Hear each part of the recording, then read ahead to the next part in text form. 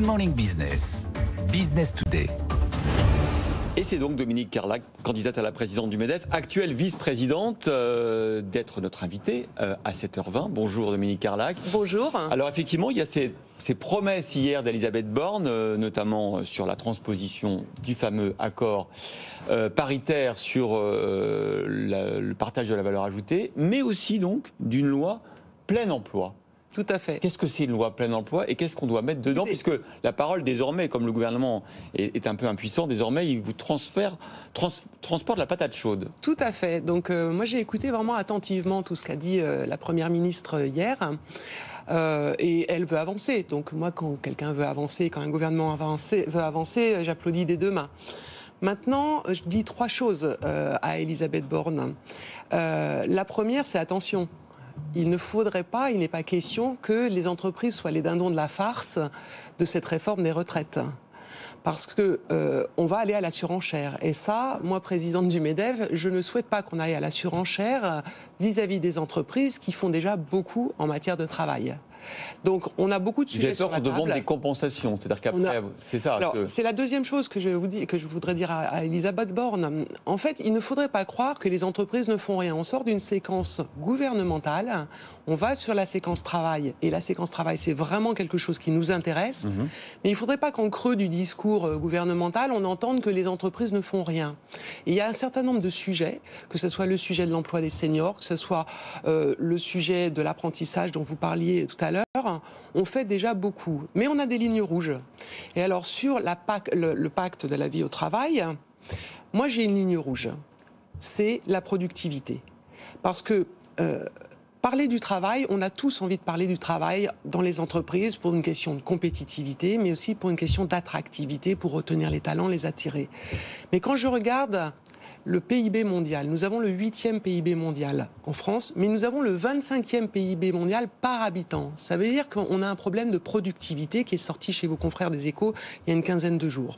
Donc moi, ma ligne rouge sur ces sujets-là, ça sera la productivité. Quand vous dites votre ligne rouge, c'est la productivité, ça veut dire que des questions comme la semaine de 4 jours, qui font partie de cette révolution du travail dont on entend de plus en plus parler, pour vous, ça ne peut pas être quelque chose qui est mis à la discussion avec les partenaires sociaux? Si, tout doit être mis sur la table. Il n'y a pas de sujet tabou.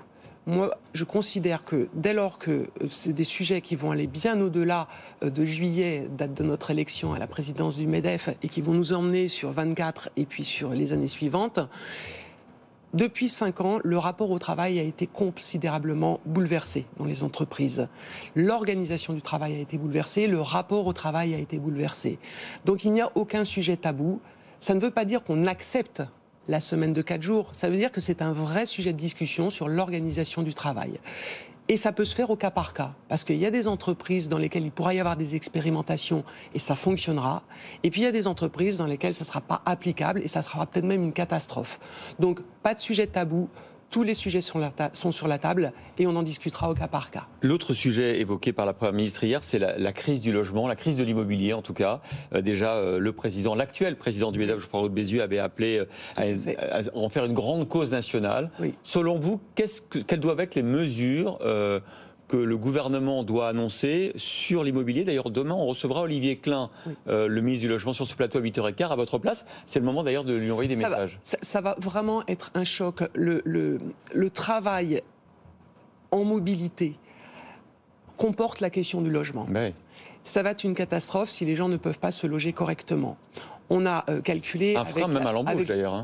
C'est pour ça que je dis c'est un vrai frein à l'embauche. Et ça va être une catastrophe. Et ça va être une catastrophe pour la filière. C'est-à-dire, ce qui nous pend au nez, c'est 100 000 emplois en moins dans la filière du bâtiment si on ne construit pas davantage de logements en France. Qu'est-ce qu'il faut faire pour ça? Parce qu'on a déjà libéré le foncier, mais les communes n'en veulent pas. Le prêt à taux zéro ne fonctionne plus. Les promoteurs immobiliers disent qu'ils ont du stock sur les bras. Qu'est-ce qu'on fait? Il y a 2 axes. Il y a la rénovation d'un côté, et il y a la construction. Il nous faut un grand plan de construction et ça, il faut le réfléchir à échelle territoriale.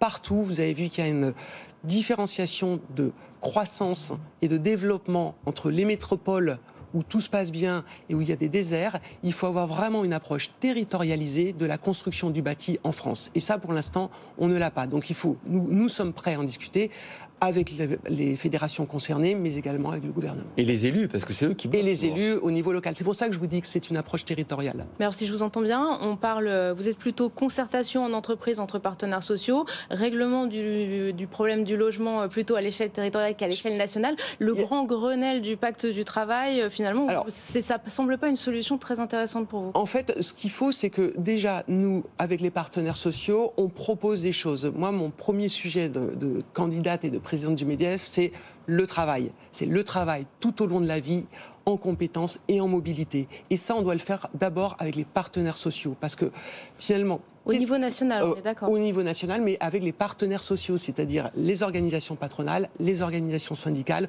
On a des choses à proposer et on doit le faire ensemble. Et c'est pour ça qu'un agenda qui est fixé par le gouvernement, faisons notre agenda à nous et des négociations à nous. Moi, je pense à un sujet en particulier qui est une vraie trappe à chômage, c'est le sujet de la reconversion. Il faut que nous partions sur une négociation sur la reconversion. Parce que c'est vraiment la trappe à chômage en début de carrière, en fin de carrière. Si on ne sait pas occuper correctement dans les emplois à pourvoir les salariés, on aura sans cesse des trappes à chômage tout au long de la carrière des salariés. Merci beaucoup Dominique Carlac, candidate à la présidence du MEDEF. Quand vous aurez les 4 candidats déclarés vos parrainages, évidemment, on organisera comme promis ce grand débat entre vous sur le plateau de BFM Business. Allez, dans un